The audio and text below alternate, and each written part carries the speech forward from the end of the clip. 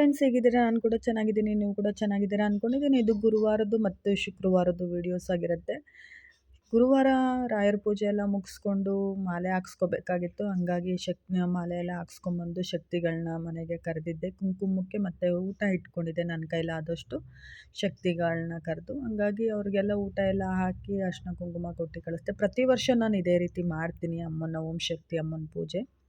ನನ್ನ ಕೈಲಾದಂಗೆ ನಾನು ಮಾಡ್ಕೊಂಡು ಹೋಗ್ತಾ ಇದ್ದೀನಿ ಪ್ರತಿ ವರ್ಷ ಕೂಡ. ಅದೆಲ್ಲ ಮುಗಿಸೋ ಹೊತ್ತಿಗೆ ಸಂಜೆ ಆಗೋಗಿತ್ತು. ಹಂಗಾಗಿ ವಿಡಿಯೋ ಅಪ್ಲೋಡ್ ಮಾಡಿಲ್ಲ. ಅದೇ ಶುಕ್ರವಾರ ರಾಯರಿಗೆ ಹೂವು ಎಲ್ಲ ಹಾಕಿದ್ದು ತೆಗೆದು ಮತ್ತೆ ನಾನು ಬೇರೆ ಹೂವು ಹಾಕಿ ರಾಯರಿಗೆ ಪೂಜೆ ಮಾಡಬೇಕಾಗಿತ್ತು.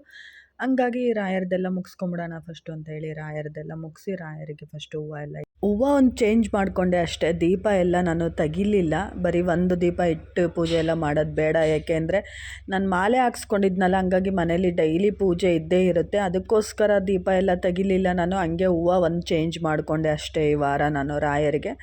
ಅದೆಲ್ಲ ಮುಗಿಸ್ಕೊಳ್ಳೋ ಹೊತ್ತಿಗೆ ನನಗೆ ಸ್ವಲ್ಪ ಇವತ್ತು ಹಿಂಗೆ ಅಂದರೆ ಜ್ವರ ಜಾಸ್ತಿ ಇತ್ತು.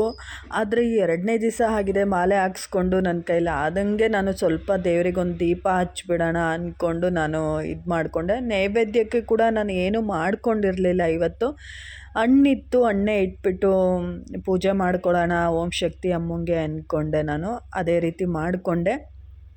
ನೆನ್ನೆದು ಸ್ವಲ್ಪ ಟಯರ್ಡ್ ತುಂಬ ಜಾಸ್ತಿ ಇತ್ತು. ಯಾಕೆಂದರೆ ಪರವಾಗಿಲ್ಲ, ಅಕ್ಕವರು ಅತ್ತಿಗೆಯವರೆಲ್ಲ ಇದ್ದರು, ಅವರು ಸಪೋರ್ಟ್ ಮಾಡಿದ್ರು ನನಗೆ. ಆದರೂ ಕೂಡ ನಂದು ಸ್ವಲ್ಪ ನಿದ್ದೆ ಎಲ್ಲ ಕಮ್ಮಿ ಇತ್ತು. ಹಂಗಾಗಿ ನನಗೆ ರಾತ್ರಿ ಜ್ವರ ಅಂತೂ ತುಂಬ ಜಾಸ್ತಿ ಆಗ್ಬಿಟ್ಟಿತ್ತು. ಅದೇ ಪೂಜೆ ಮುಗಿಸ್ಕೊಂಡು ರಾಯರ ಹತ್ರ ಬಂದಿದ್ದ ತಕ್ಷಣ ರಾಯರು ಒಂದು ಪ್ರಸಾದ ಕೊಟ್ಟು ಆಶೀರ್ವಾದ ಮಾಡಿದ್ರು. ತುಂಬ ಖುಷಿ ಅನಿಸ್ತು ನನಗೆ.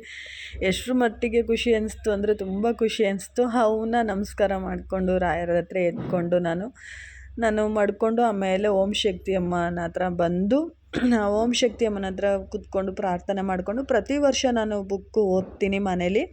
ಬೆಳಗ್ಗೆ ಸಂಜೆ ಓದ್ತೀನಿ. ಮಾಲೆ ಹಾಕ್ಸ್ಕೊಂಡವರು ಕೂಡ ಪ್ರತಿಯೊಬ್ಬರು ಕೂಡ ಹೇಳ್ತೀನಿ, ಬೆಳಗ್ಗೆ ಸಂಜೆ ಬುಕ್ಕು ಓದಿದ್ರೆ ನಮಗೆ ತುಂಬ ಒಳ್ಳೆಯದು.